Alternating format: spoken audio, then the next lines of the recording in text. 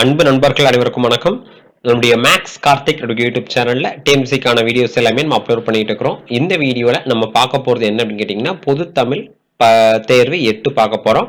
Very important questions. அதனால video skip பண்ணாம last வரை பார்த்துவாங்க. பெட்டிக்கடை நாரணன் என்ற அங்கத கவிதை யாருடையது? பிச்சமூர்த்தி.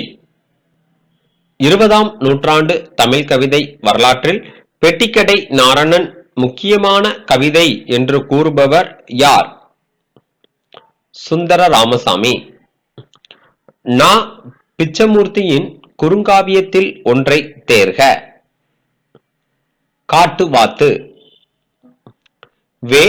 மாலி செல்வம் என்ற புனைப்பெயரில் கவிதை எழுதியவர் யார்? சி. மணி.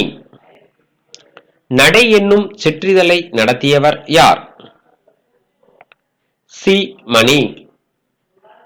யாப்பும் கவிதையும் என்ற கவிதை நூலை படைத்தவர் யார்? சி. மணி. தாவோ தேஜி சிங் எனும் சீன மெய்யில் நூலை தமிழில் மொழிபெயர்த்தவர் யார்? சி. மணி. இருத்தலின் வெறுமையை சிரிப்பும் கசப்புமாக சொன்னவர் யார்?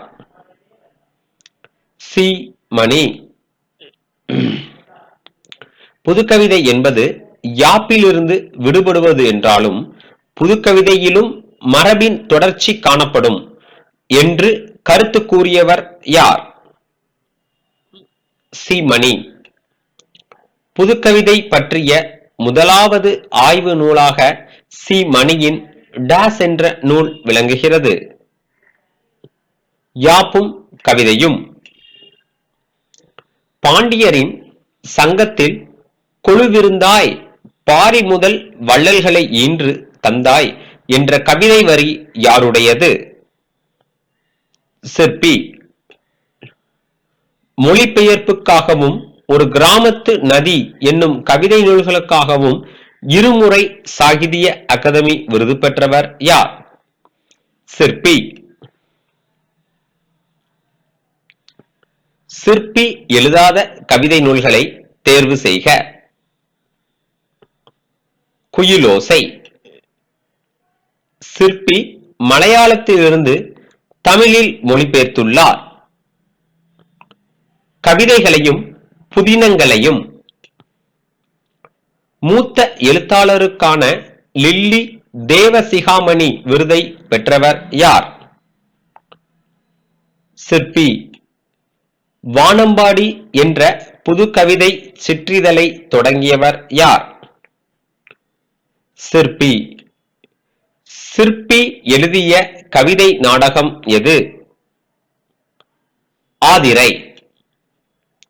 சிற்பி எழுதிய சிறுவர் நூல் ஒன்றினை தேர்வு செய்க. வண்ணப்பூக்கள். சிற்பி எழுதாத உரைநடை நூல்களை தேர்வு செய்க. கொங்குதேர் வாழ்க்கை. சிற்பியின் சாகித்ய அகாதமி விருது புதினம் எது? அக்னி சாட்சி. சரியானது. சிற்பி எழுதாத வாழ்க்கை வரலாற்று நூலை கண்டறிக.